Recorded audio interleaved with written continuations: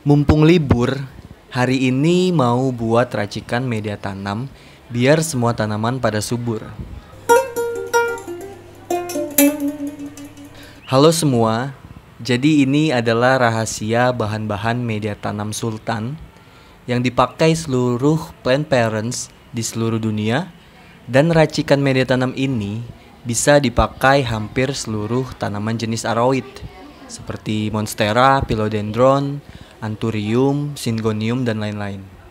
Selain fungsinya, campuran media tanam ini juga instagramable banget, alias enak dipandang karena dari warna, tekstur di setiap bahan-bahannya. Ini dia yang pertama, ada pine bark atau kulit pinus. Kulit pinus dikenal mengandung selulosa, linin, dan hemiselulosa, sehingga lebih awet, tidak mudah lapuk, dan juga tidak mudah ditumbuhi cendawan atau jamur. Selain itu, penggunaan pine bark sebagai media tanam juga dapat meminimalkan pembusukan akar tanaman. Ciri dari pine bark adalah yang pertama, teksturnya keras dan tidak mudah terdekomposisi meskipun sering terkena air. Terdekomposisi semacam pelapukan. Jadi pine bark tidak mudah terurai meskipun sering terkena air.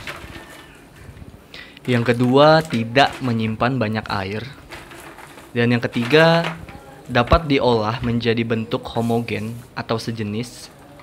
Dan yang keempat, tidak mengandung banyak nutrisi, sehingga meminimalisir resiko pertumbuhan cendawan atau jamur.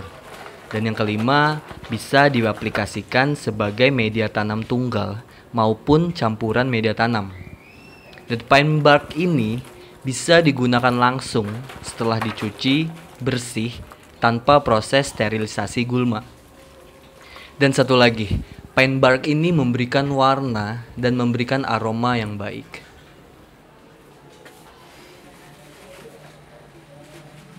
Batu apung atau pumice adalah istilah tekstural untuk batuan vulkanik yang merupakan lava berbuih terpadatkan. Itu sebabnya strukturnya berpori-pori. Batu apung juga sangat ringan. Ada 6 manfaat dari pumice. Yang pertama, sebagai media tanam, bisa memberikan drainase dan aerasi yang maksimal bagi tanaman, sehingga akar tanaman lebih mudah bernafas. Dan yang kedua, tidak akan terdekomposisi atau terurai.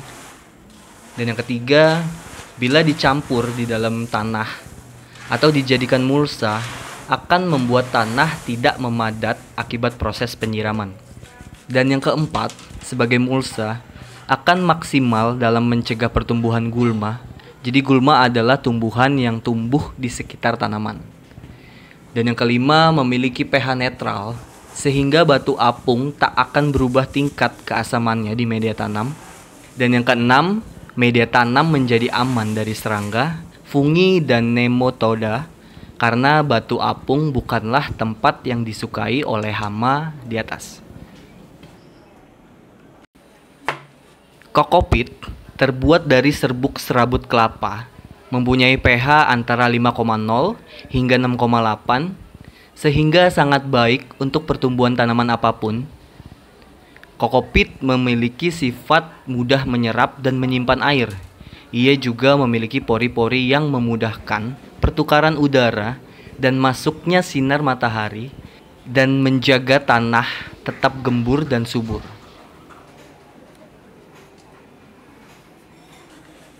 Arang berguna untuk berbagai tanaman daun hingga bunga.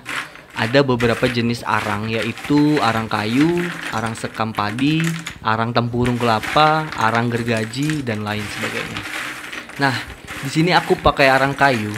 Kamu bisa memanfaatkan arang sebagai alternatif pencegah serangan penyakit tanaman akibat kelembaban dan keracunan. Aku sudah rangkum ada 5 manfaat untuk tanaman hias. Yang pertama, sebagai ventilasi udara. Udara bisa keluar masuk secara bebas karena arang memiliki jutaan rongga yang halus. Yang kedua, sifat tidak mudah lapuk. Penggunaan arang bagi berbagai jenis tanaman akan sangat aman dari gangguan jamur atau hewan yang dapat merugikan. Dan yang ketiga, sifat buffer atau penyangga. Apabila terdapat kesalahan dalam pemberian unsur hara yang ada di dalam pupuk, arang akan bisa cepat menetralisinya. Dan yang keempat, menyimpan banyak air. 5, mampu menyerap gas atau zat beracun.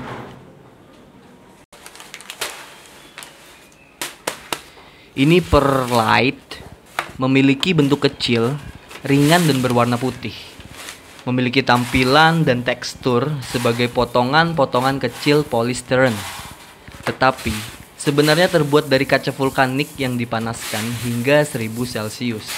Perlite antara lain dapat menghindari terjadinya pembusukan akar sebab daya serap yang cukup tinggi, mempunyai sistem drainase yang bagus sehingga bisa menghasilkan aerasi di dalam tanah. Perlite sangat mampu menyerap nutrisi, jadi dia bisa mencegah overnutrisi kalau kita memberikan terlalu banyak nutrisi. Biasanya daun itu akan terbakar atau menguning.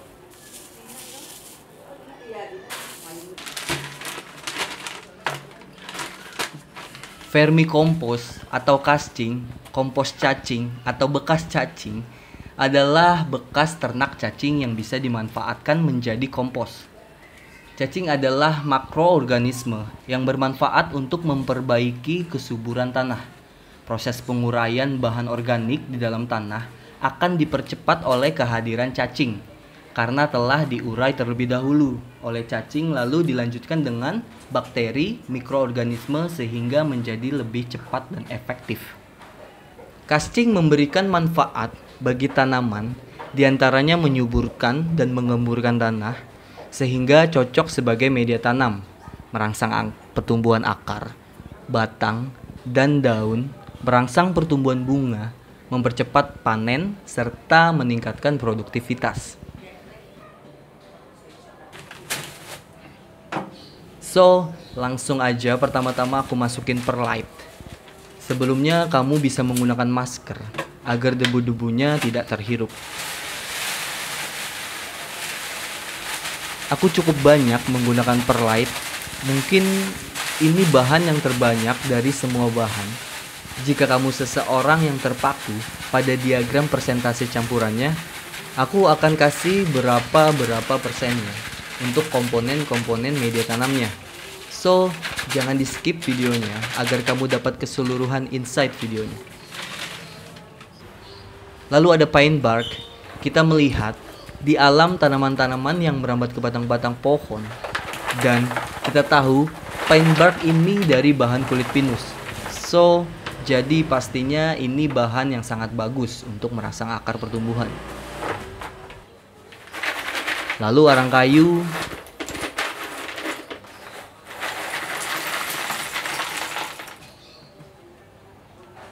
Dan serabut kelapa, yang mana ini sebagai pengganti tanah. Logikanya semakin banyak serabut kelapa, maka semakin banyak menyimpan air. Dan ada casting atau bekas cacing, ini sebagai pupuk alami.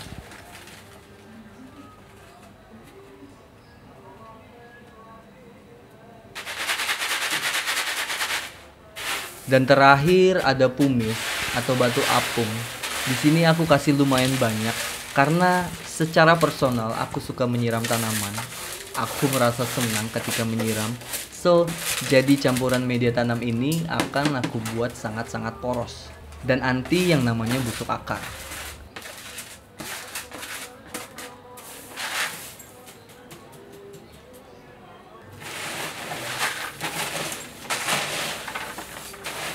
Lalu kita aduk. Kamu bisa menggunakan scoop. Di sini aku menggunakan tangan. Aku percaya bahwa semua yang dibuat dengan tangan sendiri lebih terkontrol. Setuju atau enggak setuju, silakan komen di bawah.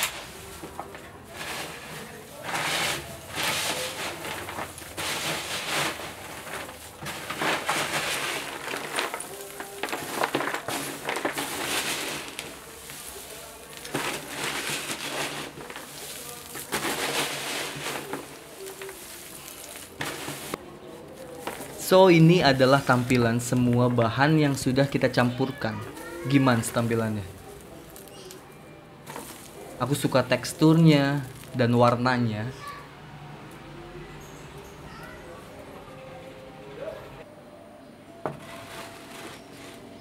Dan ini adalah diagram campurannya. Kamu bisa menggunakan data ini sebagai patokan untuk campurannya.